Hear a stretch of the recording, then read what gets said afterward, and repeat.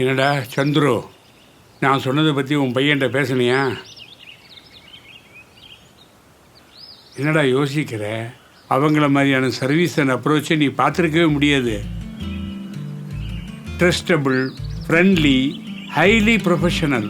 இதுக்கு மேலே என்னால் ஒன்றும் சொல்ல முடியாது. யோசிச்சுக்கிட்டே இருக்காதடா, என்னோட வா, நான் கூட்டிகிட்டு போகிறேன்.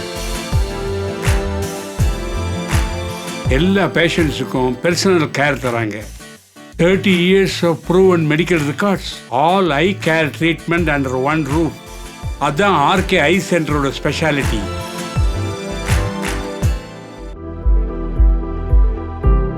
My dear children of God, it's great pleasure to be with you all once again, representing Divine Truth Ministries. We have been dwelling on the topic, why God did what He did. There are so many questions we have, especially in the first 3 chapters in the book of Genesis. We don't understand many. Without God sending us, none of us can be here on earth. But unfortunately, most of us don't understand or don't know why God is sending us here, especially in spite of knowing that we are all going to die. We all know that because God had kept the forbidden fruit there and asked them not to eat from that, and because Adam and Eve disobeyed that command, ate the forbidden fruit, death occurred. But we also know that death didn't happen immediately. They died far later. In fact, in the initial days, they were all living for 600, 700, 800, 900 years. So basically it's a slow poison. We don't understand why should God keep a poisonous tree there, yielding poisonous fruits, and then ask them not to eat. Theologically, we all feel that maybe God wanted to test Adam and Eve and they failed. But God need not test, because He knows the end from the beginning. So He should be having far greater plan than that. If testing was the purpose, why should He test, especially if they are going to die? And if they had failed, why should He keep on sending batch after batch His children to come to this world and die? There should be a greater plan. None of us know that very clearly. What I am going to share with you, ponder. What I feel is, God wanted a higher stage. This is what I have been telling. Who will obey Him in spite of freedom, out of choice and love. So He only puts a fence out of word, a command, don't eat. Now let us see what had happened when he ate. Slow poison, I said, because Adam and Eve didn't die immediately. He started taking the toll slowly, what was happening during that time. Now a right illustration as an example would be how people make anti-venom. The best illustration or an example for this would be how we extract anti-venom serum. We know that when a poisonous snake or a spider or any such insect or reptile bite us, we all die.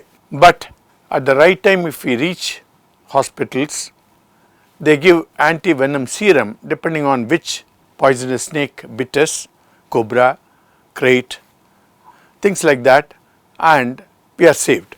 If we understand how this anti-venom serum is prepared, we can understand what God is in a similar way trying to make us victors.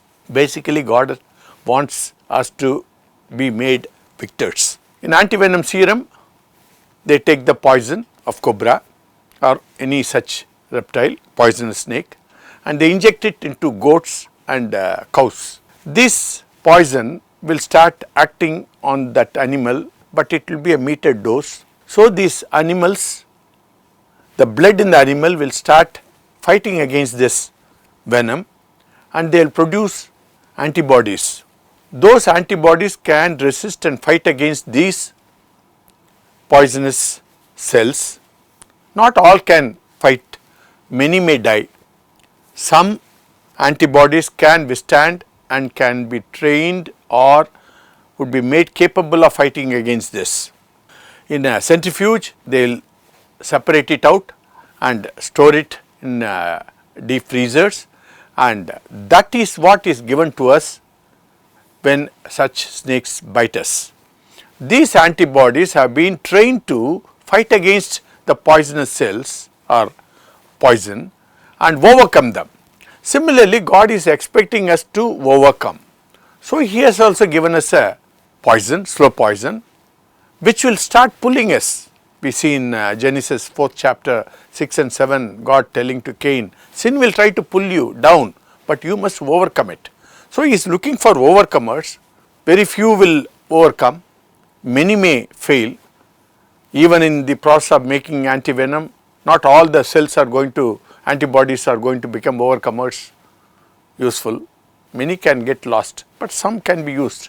Similarly, God is looking for victors. That is why He is leaving Satan here, how He has left some of the tribes. Even in Old Testament time, God says, I have left some tribes to train Israelites for warfare. During Joshua's time, they really had warfare, but subsequently they were backsliding. So God said, I will leave some tribes to train these Israelites to overcome.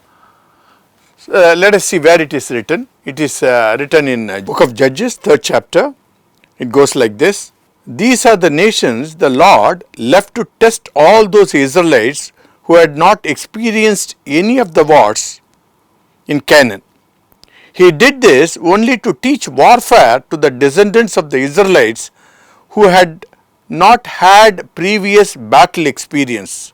The 5 rulers of the Philistines and the Canaanites, the Sidonians, the Hivites and the Lebanon mountains from Mount Baal Heron to Lebo Hamath.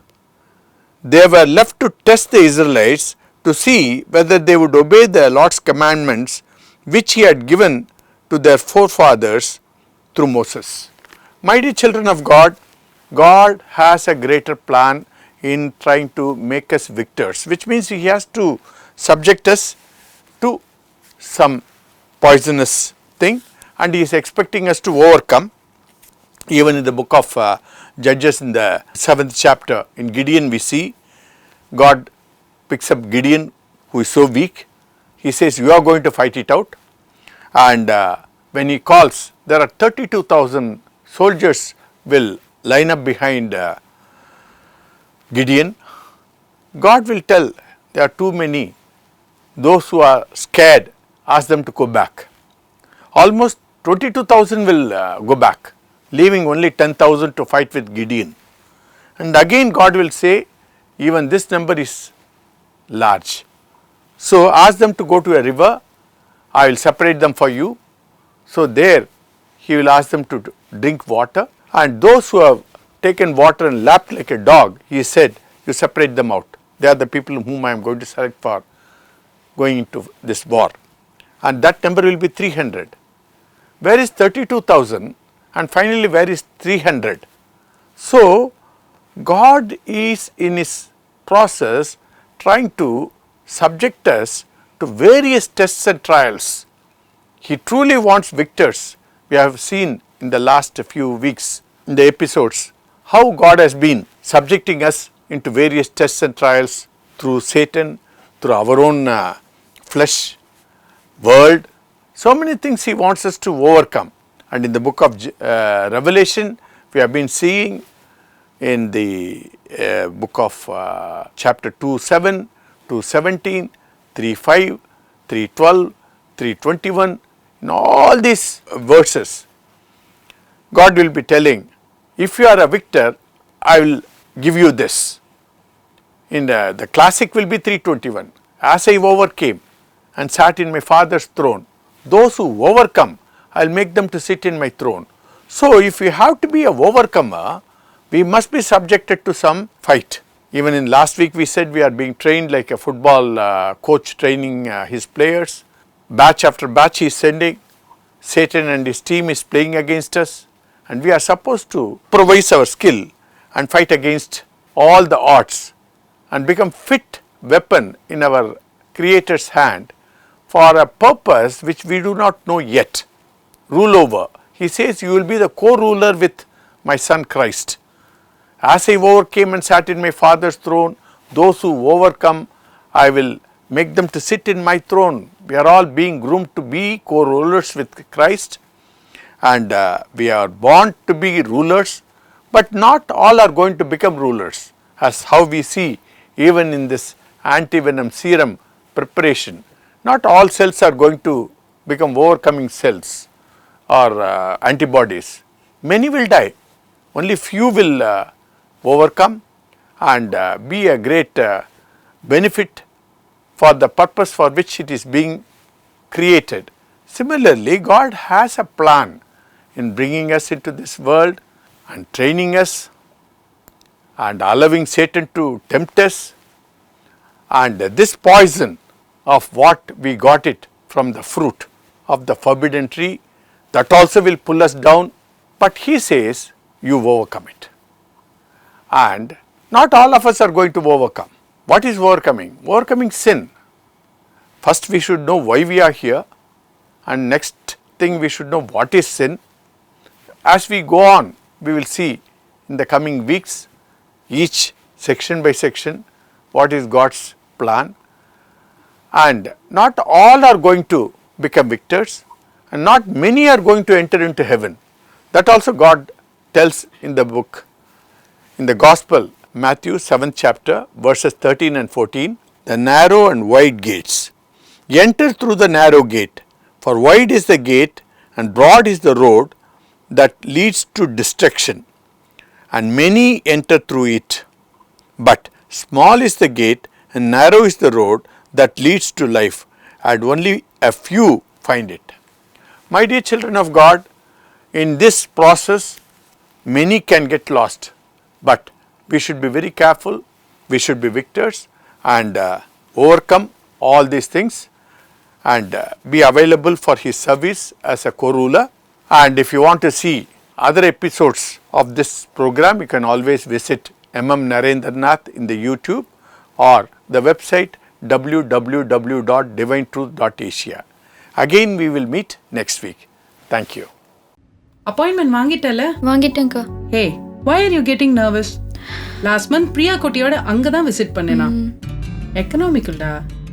Insurance கூட claim பண்ணிக்கலாம்.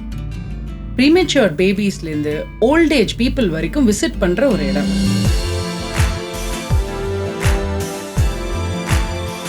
எல்லா பேஷண்ட்ஸுக்கும் personal care தராங்க.